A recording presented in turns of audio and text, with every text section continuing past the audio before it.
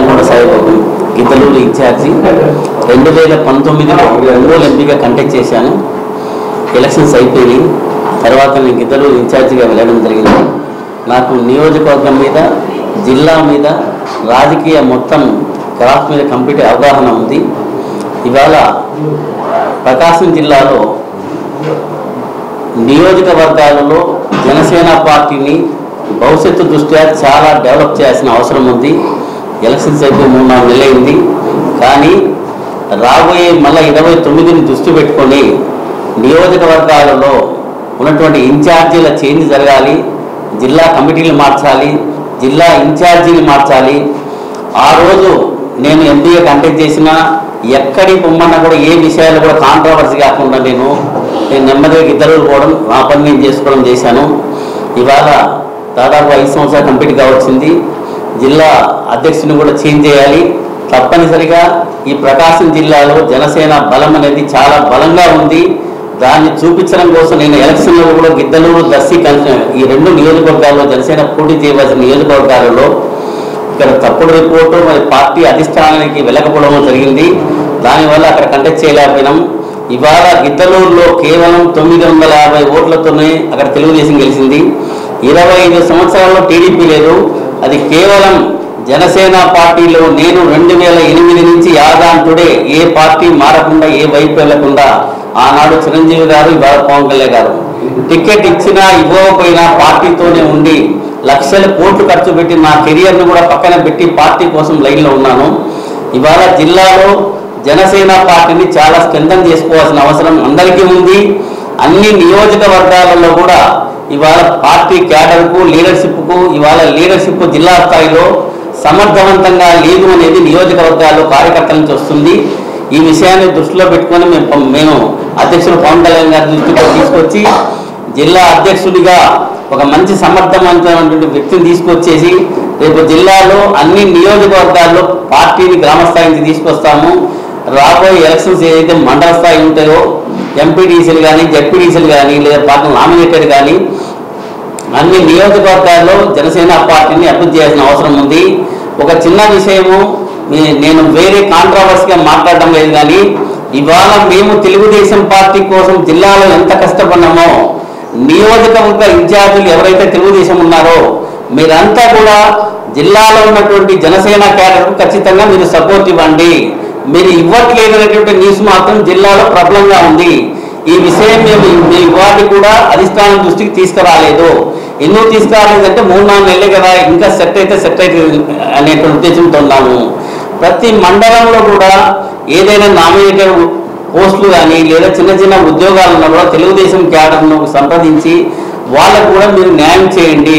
కింద నుంచి పై స్థాయిలో రేపు మన భవిష్యత్తులో ఇంకా 5 సంవత్సరాలు కావచ్చు, 10 సంవత్సరాలు కావచ్చు, పార్టీల మధ్య, అధ్యక్షుల మధ్య, క్యాడర్ మధ్య ఎలాంటి భేదాభిప్రాయాలు లేకుండా సంయమనంగా పార్టీ కోసం అందరం కష్టపడుతున్నాం. కాబట్టి రాష్ట్ర ప్రజలను దృష్టిలో పెట్టుకొని అందరం కూడా సయోధ్యగా ఉండాలనేది నా ఆకాంక్ష. గతంలో కూడా నియోజకవర్గాల్లో ఏదైనా తేడా ఉంటే అది పార్టీ దృష్టికి తీసుకురావడం, దాన్ని సరి చేసుకోవడం అనేది మాలో ఉన్నటువంటి అంశం. చాలా మంది కూడా ఏదైనా తప్పు జరిగినా, ఇంకోటి జరిగినా కూడా పార్టీ దృష్టికి రావాలి, ఒక సయోధ్యగా జిల్లా ప్రెసిడెంట్ ఉండాలి, దాన్ని సెటరేట్ చేయాల్సినటువంటి అవసరం ఉంది. అలాగనే ఇవాళ మీరు గుంటూరు తర్వాత ప్రకాశం జిల్లా ఒక్క నియోజకవర్గం కంటెక్ట్ చేయలేదంటే అర్థం ఏంటి? ఇన్ని సంవత్సరాల నుంచి మేము పడిన కష్టం ఏంటి, దీన్ని ఎవరు గుర్తించాలి ఏంటి అనేటువంటి విషయాలలో మేమంతా కూడా సయోధ్యగా మేము పార్టీ అధ్యక్షుడు శ్రీ పవన్ కళ్యాణ్ గారిని కలిసి జిల్లాలో పార్టీ అభివృద్ధి కోసం ఏ విధమైన స్టెప్ చేయాలో అవన్నీ కూడా సార్లు కలిసి మేము నిర్ణయం తీసుకొని రాబోయే రోజుల్లో గ్రామ స్థాయి వరకు కూడా పార్టీని ప్రతి చోట కూడా నిర్మించడానికి ప్రయత్నం చేస్తాము. తర్వాత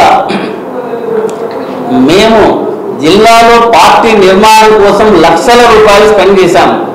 ఈ విషయం కూడా చెప్పడంలో ప్రధాన కారణం ఏంటంటే మేము పార్టీ తప్ప మా కుటుంబాలు, మా ఆస్తులు మేమేం పట్టించుకోలేదు. ఇవాళ మేము చేసినటువంటి కష్టము మేము ఎవరితో చెప్పుకోలేదు. ఇవాళ ఎందుకు చెప్తున్నామంటే ఇవాళ మేమంతా లైన్లో ఉండబట్టి తెలుగుదేశం పార్టీతో కోఆర్డినేషన్ చేయబట్టి ఇవాళ ప్రభుత్వం వచ్చింది.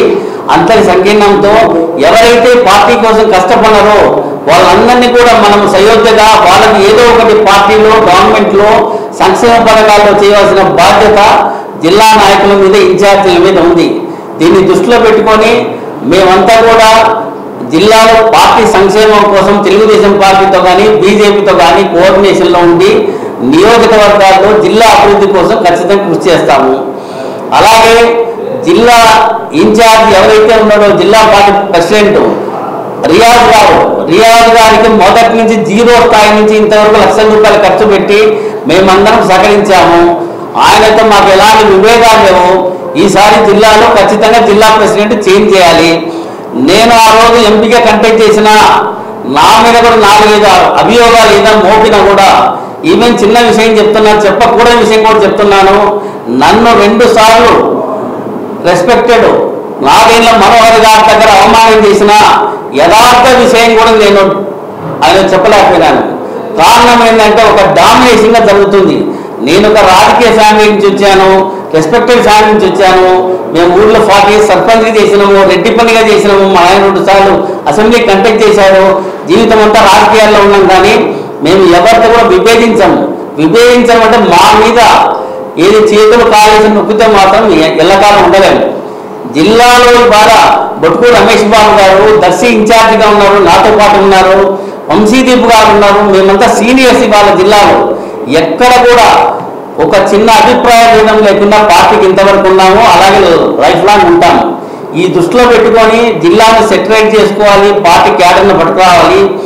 ఇవాళ గ్రామ స్థాయి నుంచి అన్ని కులాలలోంచి జనసేన పార్టీకి అభిమానులు ఉన్నారు. వాళ్ళందరూ కలిసి మాట కోఆర్డినేషన్ చేయబట్టే ఇవాళ తెలుగుదేశం పార్టీ వచ్చింది. వీళ్ళందరినీ కాపాడుకోవాల్సినటువంటి బాధ్యత మా మీద ఉంది.